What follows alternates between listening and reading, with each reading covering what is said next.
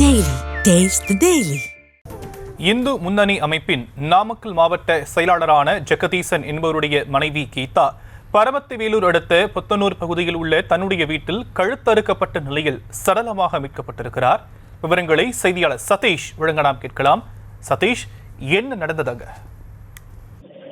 நாமக்கல் மாவட்டம் பரமத்திவேலூர் அருகே இந்து முன்னணி மாவட்ட செயலாளர் ஜெகதீசன் மனைவி கீதாவை மர்ம நபர்கள் வெட்டி கொலை செய்த சம்பவம் பெரும் பரபரப்பை ஏற்படுத்துவது.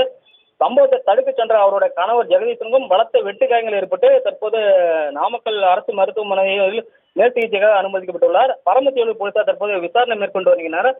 நாமக்கல் மாவட்டம் பரமத்திவேலூர் அடுத்துள்ள பொத்தனூரை சேர்ந்த ஜெகதீசன் இவர் கடந்த 20 ஆண்டுகளாக இந்து முன்னணியில் இருந்து வருகிறார். 7 ஆண்டுகளாக நாமக்கல் மாவட்ட செயலராகவும் இருக்கிறார். இவர் இந்து முன்னணி நிரந்தர ஊழியராகவும் செயல்பட்டு வருவதாக கூறப்படுகிறது.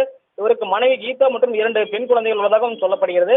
இந்த நிலையில் நேற்று இரவு இவர்கள் வீட்டில் தூங்கி கொண்டிருந்த போது நள்ளிரவு நேரத்தில் வீட்டின் கதவை தட்டும் சத்தம் கேட்டு கீதா கதவை திறந்து வெளியே சென்றுள்ளார். அப்போது அங்கிருந்த மர்ம நபர்கள் ஜெகதீசன் மனைவி கீதாவை அறிவாளால் வெட்டியுள்ளனர். இதனை பார்த்த ஜெகதீசன் அதை தடுக்க முயன்றுள்ளார். அப்போது அவருக்கு பலத்த வெட்டு காயங்கள் ஏற்பட்டுள்ளது. தொடர்ந்து மர்ம நபர்களை வெளியே தள்ளி கதவை உள்பகுதியில் தாளிட்டுக் கொண்டு சத்தம் போட்டதால் அந்த நபர்கள் தப்பி ஓடிவிட்டதாகவும் சொல்லப்படுகிறது.